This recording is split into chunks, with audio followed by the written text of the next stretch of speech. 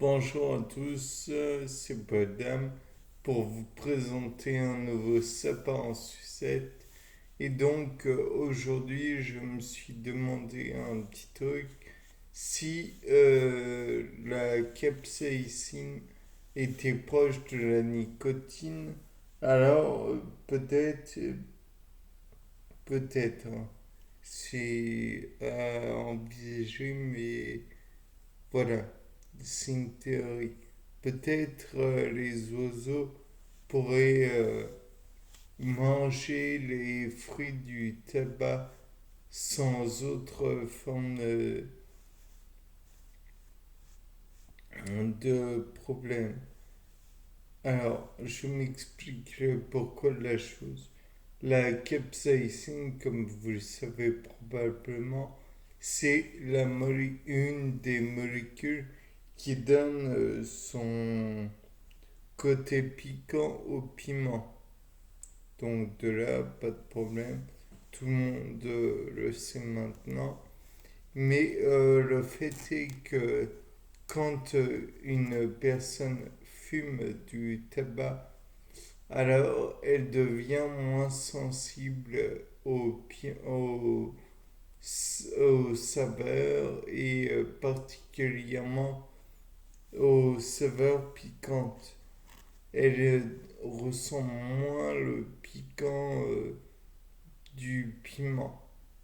Donc je me suis dit que le tabac qui doit avoir des fruits pour faire des graines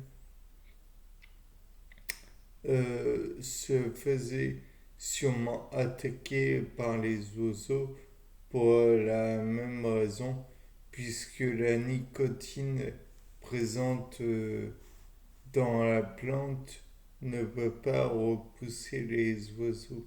En conséquence, l'oiseau devient un prédateur potentiel du tabac, puisqu'il ne sera pas repoussé par, Nico, euh, par la substance nicotinique. Nicotiana tabacum devient donc un éventuel, comment dire, un, un éventuel,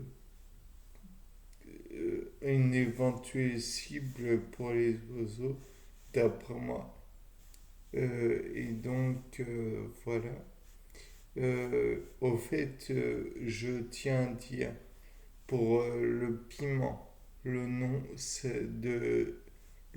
scientifique du piment commun, enfin, pour nous Européens, c'est Capsicum annuum.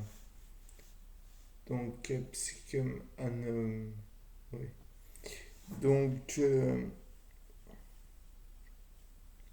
on peut envisager le fait que c'est à cause comment dire, des récepteurs nicotiniques dans la bouche qui ne sont pas présents et donc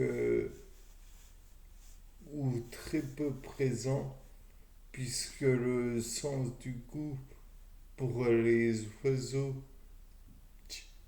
est très peu pris en charge par le cerveau. D'ailleurs, on pourrait en dire beaucoup plus long là-dessus. Euh, donc, il n'est pas pris en charge par le cerveau. De plus, on pourrait aussi rappeler que comme ce sens est très peu pris en charge par le cerveau, on peut aussi remarquer que l'oiseau ne sera pas trop timide face à l'idée de manger piments et tabac. aux fruits du tabac. En conséquence, il ne sera pas repoussé et donc restera, euh, comment dire, un potentiel prédateur, comme j'ai déjà dit plusieurs fois précédemment. Et ça, on pourrait peut-être envisager que c'est dû à la structure de l'amygdale présente dans le cerveau qui, je crois, est responsable du fameux flight or fight. Bon, dans le cas présent, se battre contre le pied de tabac ou contre le pied de piment, ça n'a pas vraiment de sens. Et en toute franchise, euh, le fuir, s'en écarter peut-être, on a beaucoup plus. Bien, sur ce, c'était Paul Dame pour un nouveau sapin en sucette.